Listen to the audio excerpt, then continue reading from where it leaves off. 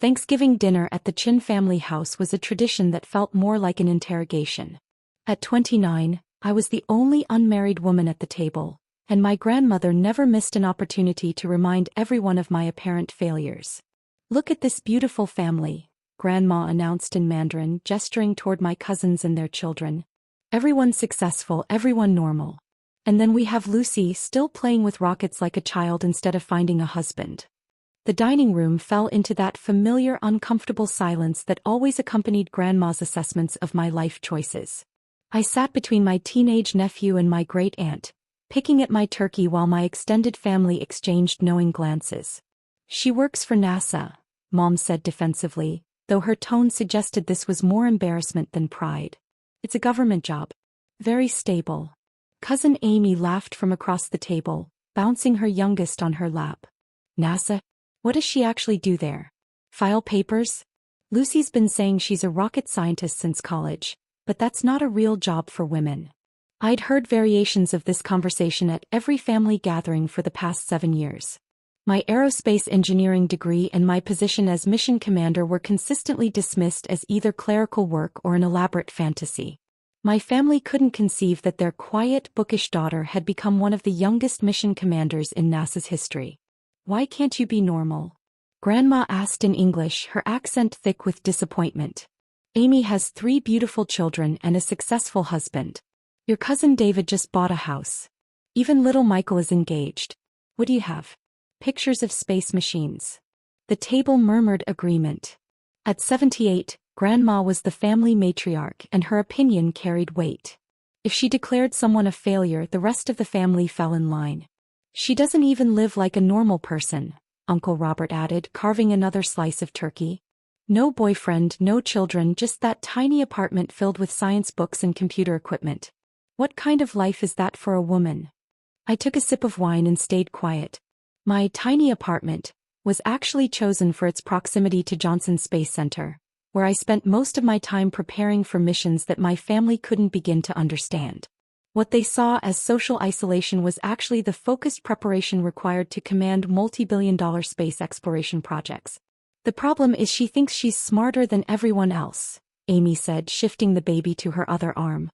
"Always has her nose in those technical manuals, acting like rocket science is so important. But what does it actually accomplish? Nothing that helps real families." Dad nodded from the head of the table. "Your cousin's right, Lucy. Amy's building something lasting, a family legacy. You're just tinkering with machines that most people will never see."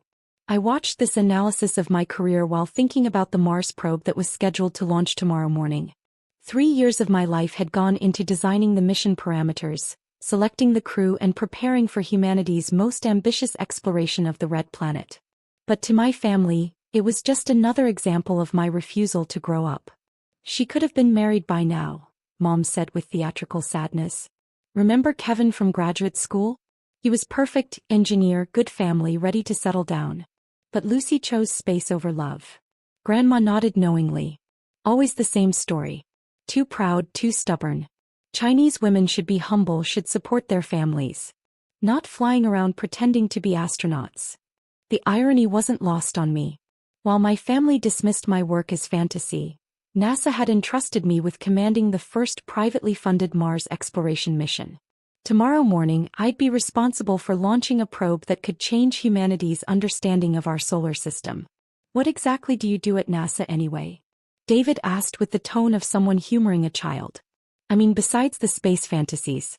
Do you have a desk job? Answer phones."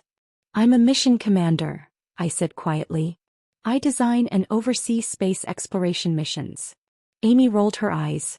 "Mission commander. That sounds made up. Lucy, we love you, but it's time to be honest about your career. You can't keep pretending you're some kind of space hero." The condescension was suffocating. My family had spent years treating my achievements as elaborate lies designed to avoid admitting I'd failed at life. They didn't know about the congressional commendations, the international recognition, or the fact that my mission designs were being studied by space agencies worldwide. "Turn on the football game," Uncle Robert suggested as dinner wound down. "Cowboys are playing. Much more interesting than listening to space stories." He grabbed the remote and flipped to what he thought was the sports channel, but the TV was set to CNN. The news was running a special report about tomorrow's Mars mission launch. Boring science stuff, Amy complained. Can we watch something normal? I don't want to think about work during family time. But Grandma was squinting at the screen where graphics showed the trajectory from Earth to Mars. What is this space nonsense? The anchor was explaining the significance of the mission when the screen switched to live footage from Kennedy Space Center. Tomorrow morning marks a historic moment as NASA launches its most ambitious Mars exploration mission to date, led by the youngest mission commander in agency history. The room continued chatting about football while the TV played in the background. Mission Commander Chen has spent 3 years designing this groundbreaking expedition, the reporter continued. At 29, Chen has already overseen 4 successful satellite deployments and revolutionized mission planning protocols. The conversation stopped mid-sentence. Every head turned toward the television as my name echoed through the dining room. That can't be our Lucy, David said slowly. Our Lucy who works at NASA. The camera switched to footage of me in my NASA jumpsuit, clearly recorded during mission briefings. This Mars probe represents humanity's best chance to discover evidence of past or present life on the red planet. My voice filled the room. Every calculation, every system check, every decision could determine whether we make history or lose $1 billion investment. Amy was staring at the screen, the baby forgotten in her lap. That's actually Lucy. Our Lucy. Commander Chen's innovative approach to mission design has reduced costs by 40% while increasing success probability, the anchor explained. NASA credits her leadership with bringing space exploration into a new era of efficiency and precision. Grandma had gone completely silent, which might have been the first time in recorded family history. The news continued with expert commentary about the mission's significance. They mentioned my MIT doctorate, my previous successful missions, and quotes from NASA administrators calling me the future of space exploration. But she said she worked at NASA, Mom whispered. We thought she meant, like, in the cafeteria or something. Uncle Robert was frantically Googling on his phone. Holy shit, Lucy's all over the NASA website.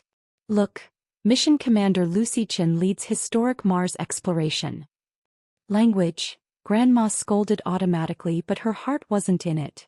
She was staring at the TV screen where my official NASA portrait was being displayed.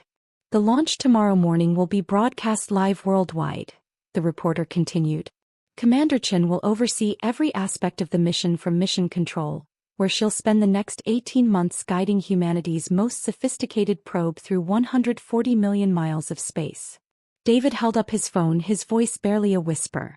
It says here she's received 3 congressional honors and has been featured in Time magazine as one of the top innovators under 30. The room fell into stunned silence as the magnitude of what they'd just learned sank in. The same family who'd spent dinner explaining my failures were now watching CNN explain how I was making history. Why didn't you tell us? Amy asked, her voice cracking. I tried to, I said quietly. Every time I mentioned my work, you told me to stop fantasizing and get a real job.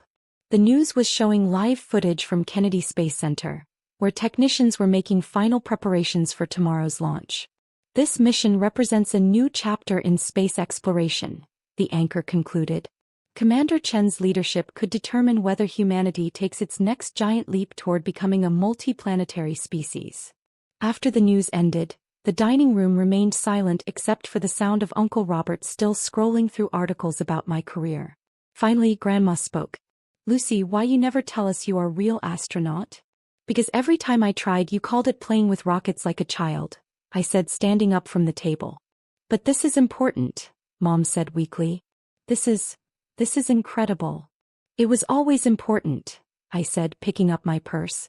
You just couldn't see past your assumptions about what women should accomplish. I headed for the door as my family sat in stunned silence around the Thanksgiving table. Enjoy the rest of dinner. I have a Mars mission to launch tomorrow morning. As I drove back to Houston, my phone was buzzing with congratulations from NASA colleagues and last-minute mission updates. But I felt lighter than I had in years. Tomorrow, I'd make history while my family finally understood that their abnormal daughter had been reaching for the stars all along. The Mars probe launched successfully at 6:47 a.m. the next morning. As I watched from mission control, surrounded by the brilliant engineers and scientists who'd helped make the mission possible, I realized I'd found my real family, People who understood that reaching beyond Earth's atmosphere wasn't playing with rockets like a child, but humanity's greatest adventure. Sometimes the most important journeys are the ones other people can't imagine taking, until you're already among the stars.